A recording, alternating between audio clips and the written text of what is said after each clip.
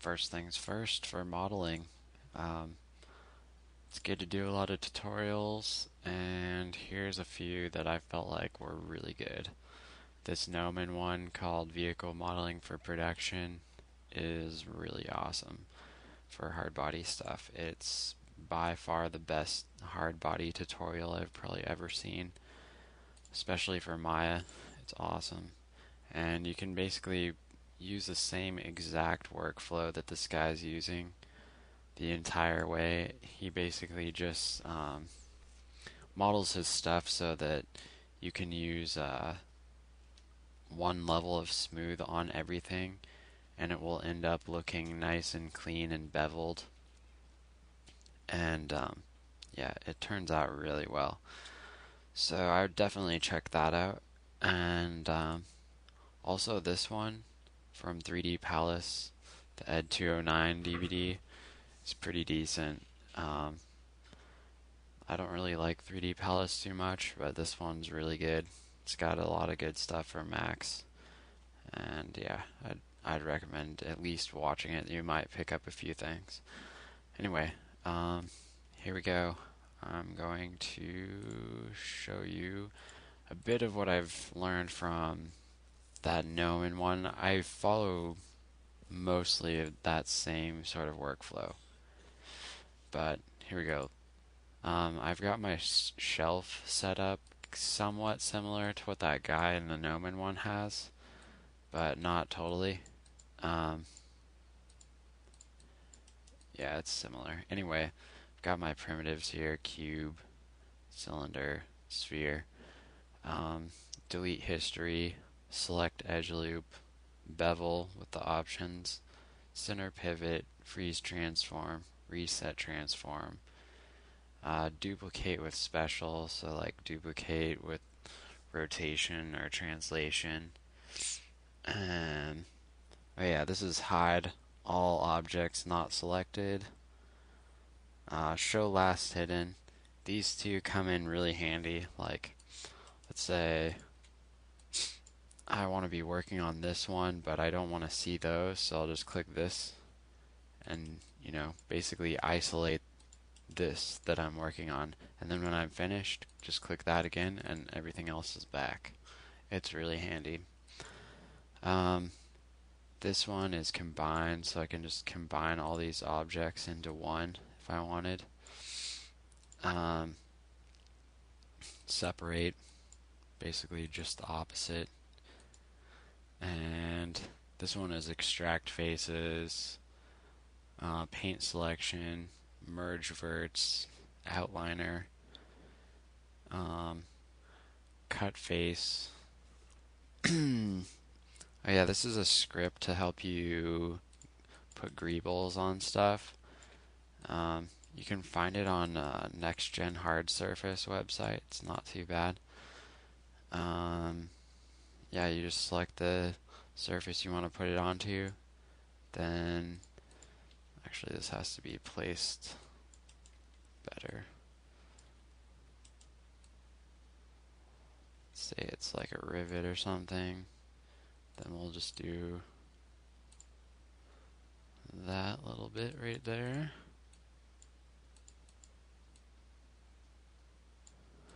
Alright, so then now that it's at 0, do this. Yay. Now it's constrained, so actually you can just select this thing and it will follow the surface. It's pretty handy. And let's say we want to duplicate it while it's following the surface. You just click this other script and it will actually keep on going. Basically, it's just a constraint, so this maintains a constraint.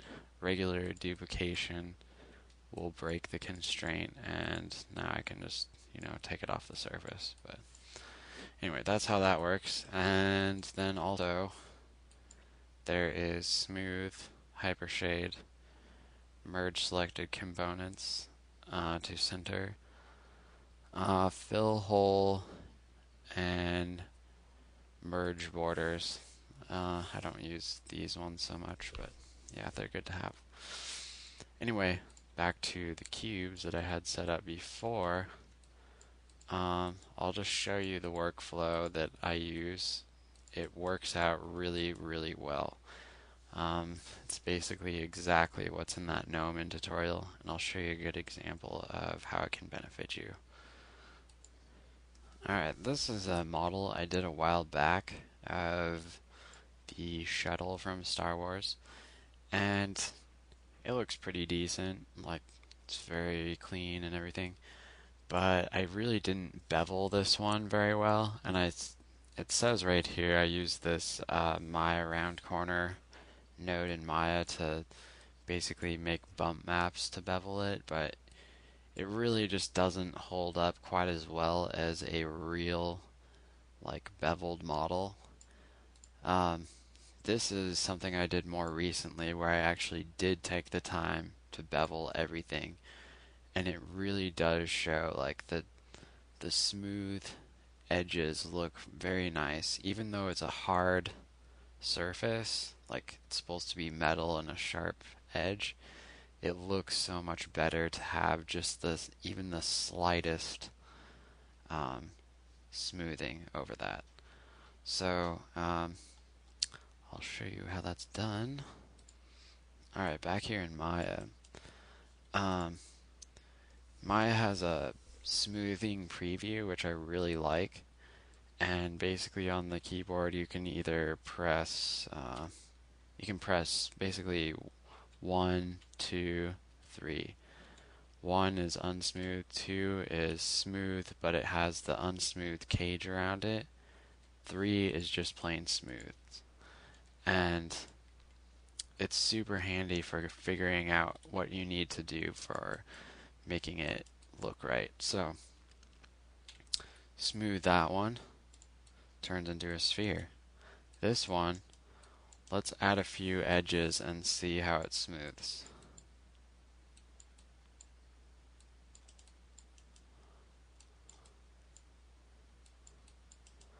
Basically, if you add the edges like this, it smooths really nicely. It's got a really nice, like,